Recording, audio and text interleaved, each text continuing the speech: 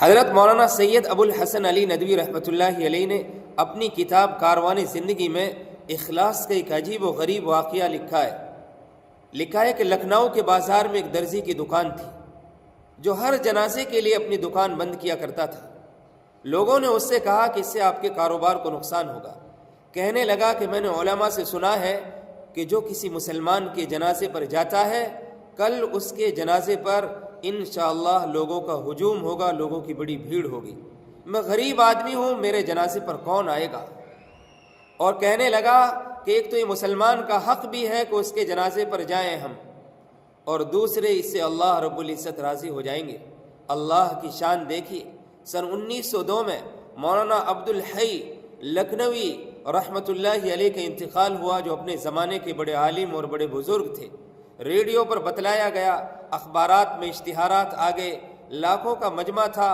جب جنازہ گاہ میں جنازہ ختم ہوا تو جنازہ گاہ میں ایک دوسرا جنازہ بھی لایا گیا اور اعلان ہوا کہ ایک اور عاجز مسلمان کا جنازہ بھی پڑھ کر جائیں، اور یہ دوسرا جنازہ اس غریب درزی کا تھا جو مولانا کے جنازے سے بھی بڑھ کر نکلا۔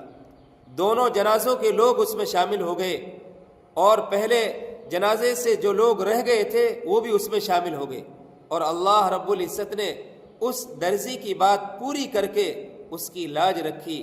سچ کہا ہے کہ اخلاص بہت بڑی نعمت ہے۔ اس لیے بھائیو، ہم کوئی بھی عمل کریں اللہ کو راضی کرنے کے لیے کریں، دکھلاوے کے لیے نہ کریں۔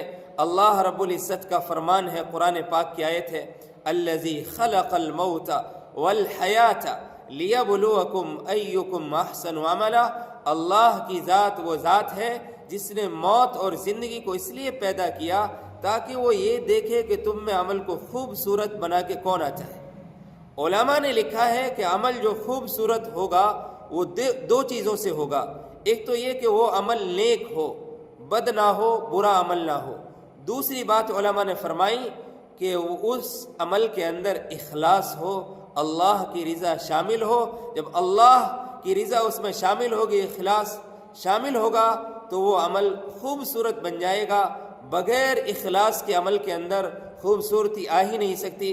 اللہ رب العزت نے ایک فاحشہ اور ایک بدکار عورت کی اس پر بخشش فرما دی کہ اس نے پیاسے کتے کو پانی پلایا تھا۔ صرف کتے کو پانی پلانے پر بخشش نہیں ہوئی، اس کے عمل میں اخلاص تھا۔ اس کو جنگل میں اللہ رب العزت کے سوا کوئی دیکھنے والا نہ تھا، اس نے جو کام کیا تھا، کتے کو پانی پلایا، اس نے محض صرف اور صرف اللہ کی رضا کے لیے اس کتے کو پانی پلایا تھا، اس لیے اللہ رب العزت نے اس کی بخشش فرما دی۔ اس لیے بھائیو، کوئی بھی عمل کریں اللہ کو راضی کرنے کے لیے کریں، دکھلاوے کے لیے نہ کریں۔ ہمارے اندر للہیت کا جذبہ پیدا ہو جائے، یعنی ہم جو بھی عمل کریں اللہ کو راضی کرنے کے لیے کریں، دکھلاوے کے لیے نہ کریں۔ ہمارے عمل کے اندر خوبصورتی آئے گی، وہ اخلاص سے آئے گی، اور اخلاص کے بغیر اگر ہم نے عمل کیا تو وہ اللہ کے دربار میں قابل قبول نہیں ہوگا۔